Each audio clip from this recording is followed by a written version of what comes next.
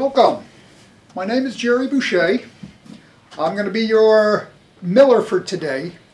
I have been doing this for about the past 9 seasons. I am privileged to have been trained by Jim Owens, who was the leading expert in windmills of this type, actually not only in New England but also throughout the country. It's been said that this windmill is the oldest remaining windmill of its type in the country. And so that would make it somewhere around 320 years old. It was built in 1680 by Thomas Paine the millwright. Not the Thomas Paine that we read about in the history books, but the Thomas Paine the miller. It was built in Plymouth, Massachusetts. It was moved to 3 different locations. It worked in Plymouth for about 100 years. It was then moved to Truro, where it spent a good amount of time, 10 or 15 years in Truro.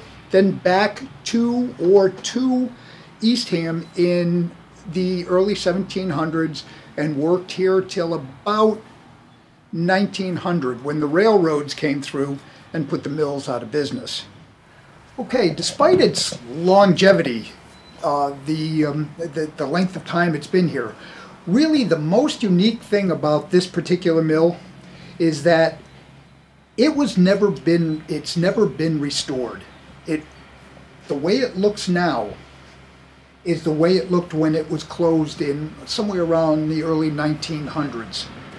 There were a lot of modifications made to this mill during its working time. But once it closed, it looks very much just like this. The only thing we've done while the town's owned it is maintain it, make sure that the bugs don't eat it, if you will, and just keep it clean. But it's evident that there were a lot of changes during its working time. If you look at some of the notches or the mortises in the beams, these beams are all original 1680. Some of the grooves in these beams, this indicates that there was 3 floors in this mill. The first floor being storage. The second floor, which would have been located right here, is where the original stones, grinding stones, were located. And the top floor that we'll go to later, you'll see that was a lot higher, and that was only to maintain the wooden gears. If you look up here, you'll see that there was a window at that level. That would have been the second floor. This platform we're working on now, or that we're walking on now, was added. It was added somewhere around in the 1800s, and the miller who owned it at the time just thought it would be easier to work on this level than having to keep on climbing ladders to load the corn and then have to come downstairs and bag the corn. So if you want, let's take a walk upstairs. We'll take a look at the old gears. We'll take a look at some of the notches and things up there, and then we'll come back down and I'll show you the process used to mill the corn.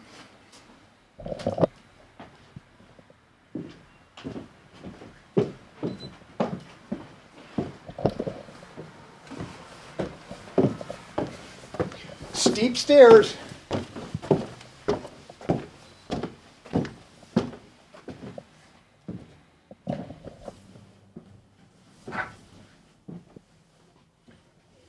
This level gives you a really good indication of how old this building really is.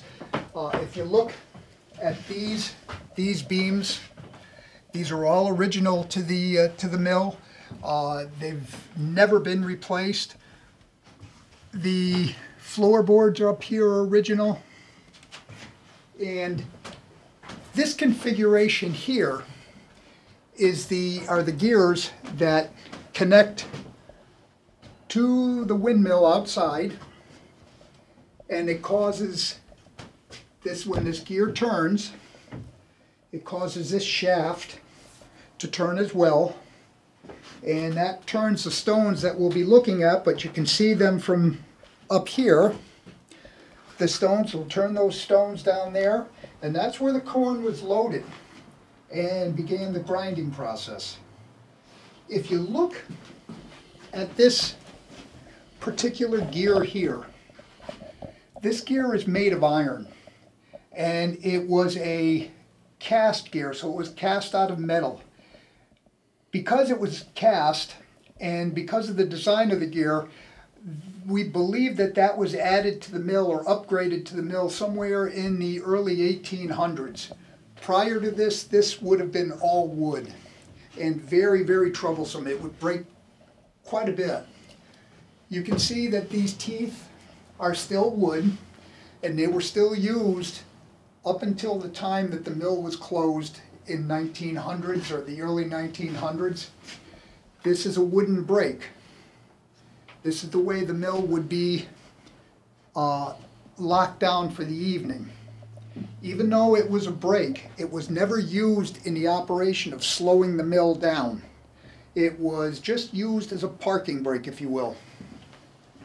This lever was a brake actuator. You can tell by the texture on the wood and the appearance of the wood that this was added later on, and probably not more than 10 or 15 years ago. But this is similar to what they'd have.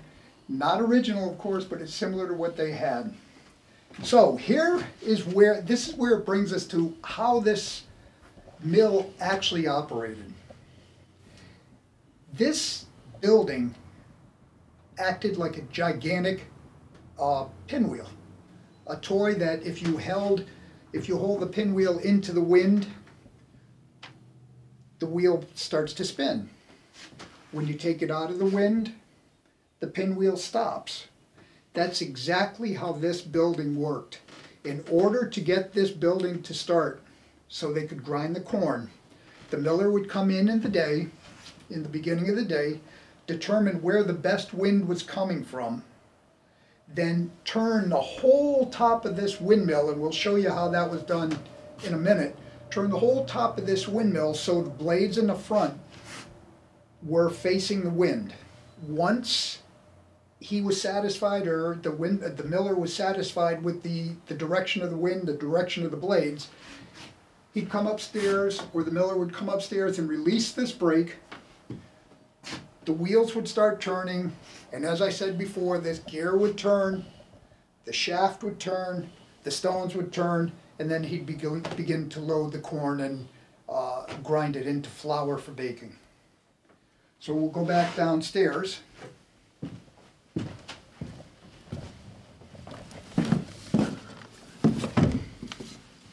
This is a wooden tooth that is part of that gear.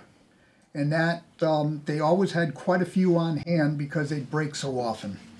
That's why when they introduced that metal gear in the 1800s, it was a lot more reliable, much more reliable, I should say, and a much smoother operation.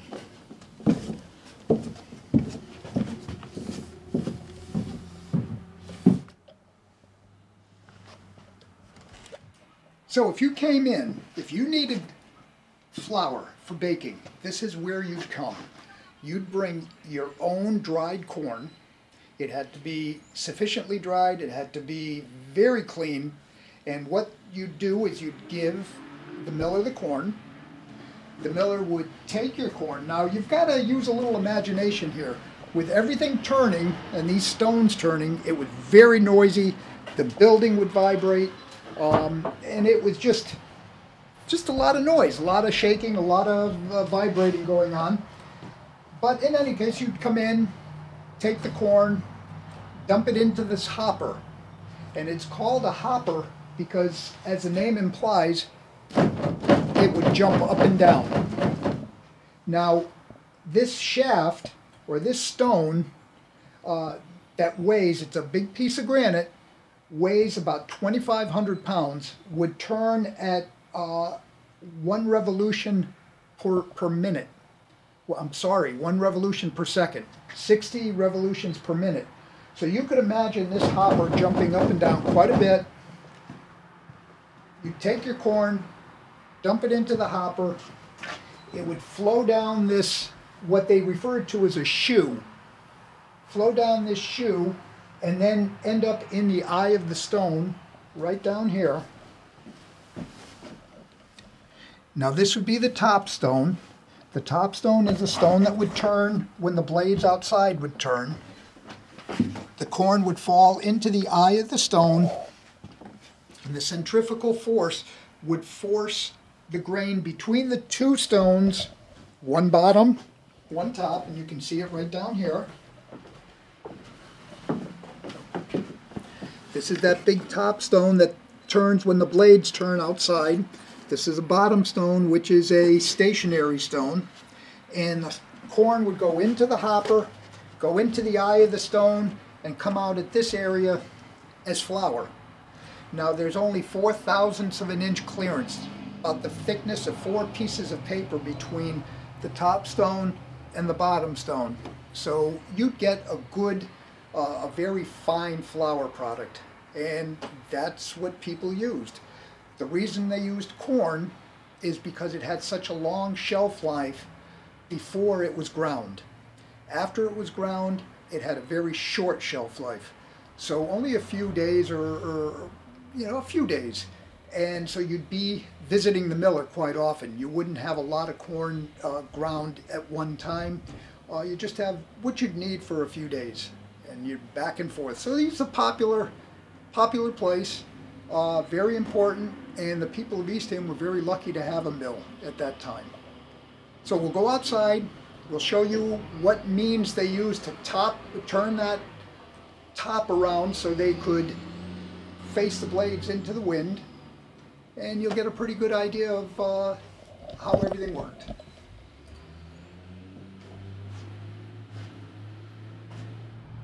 We're going to talk a little bit about the grinding stones themselves.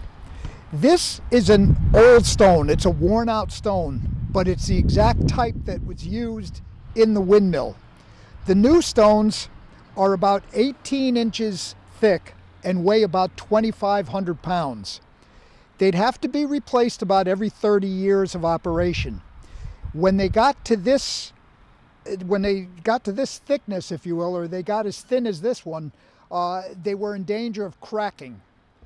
And if it cracked, the mill, of course, would be out of business. And to replace the stone, they were, for most of its life, they would have to get them overseas and have them shipped. So you always replace the stone well before this time. Otherwise, you could find yourself in trouble and having to wait a long time for this for new stones to be placed. Now, also we talked about this windmill being like a large pinwheel. If you look at the blades, you'll see that they're shaped in a way where they catch the wind. What would happen, every day the miller would come to work, he'd have to determine where the wind was coming from. And when he found where the best headwind was coming from, he'd have to turn these blades in the direction of that wind. Similar to when you hold a pinwheel in the wind, it begins to turn. And that's how you would start this. That's the only way you could start this, is turn the blades into the wind, release the brake. Now when you go home at night, or when they went home at night, they'd have to do just the opposite. Turn the whole top of this windmill out of the wind, so the blades were turned out of the wind, wait for the blades to almost come to a complete stop, and then set the brake that we showed you upstairs, and that was used as a parking brake. So that's the only time that you'd use that brake. You never use the brake to control the speed of the stone, because it was wood on wood. And if you had too much friction, and everybody knows if you were a scout, if you rub 2 pieces of wood together too long, you're going to start a fire. So the windmill wouldn't last too long. So that's how they'd start it. They'd start it by turning it into the wind and shut it down by turning out of the wind. And then on these blades, there were always sailcloth, and that's how they'd adjust the speed. They'd put out a certain amount of speed, and if you're a sailor, you'll understand this concept. The more sailcloth you have on those blades, the faster it'll turn, or the less wind you need. So that's how they'd do it. They'd adjust the blades into the wind and the amount of sail on the cloth. Amount of cloth on the sail, I should say. And let's go around back. I want to show you how they turn the top. All right, so if we talked about turning the top to start it and to stop it. If you look at that roof, it's a cone-shaped roof, and you look underneath, there's like a brown or reddish brown. That's the part of the roof that would turn. The whole roof, that whole cone would turn. And it accomplished that by hooking a horse or another animal up to that hook you see hanging off that beam. And the horse, they'd use the horse to pull it around and stop the horse, and the horse would be done for the day until it was time to shut down. Now, if you look at other windmills and windmills that have been restored, you'll see that in place of that beam, there was always a beam that went down to the ground and then terminated or ended with a wheel. And that's how they used to turn their top. They'd use the wheel. They could push on that beam and turn it. But in this particular case, they had this beam installed, and they'd turn it with a horse. And those were all modifications that were made between the 1680 and the time it was retired in somewhere around 1900. At this point, we generally have a lot of questions to answer. And unfortunately, because of circumstances, we just can't take questions today. But hopefully next season, I'll be here, you'll be here, and we'll all be able to talk about the mill and ask whatever questions you might have. So please stay well, and we'll see you next year.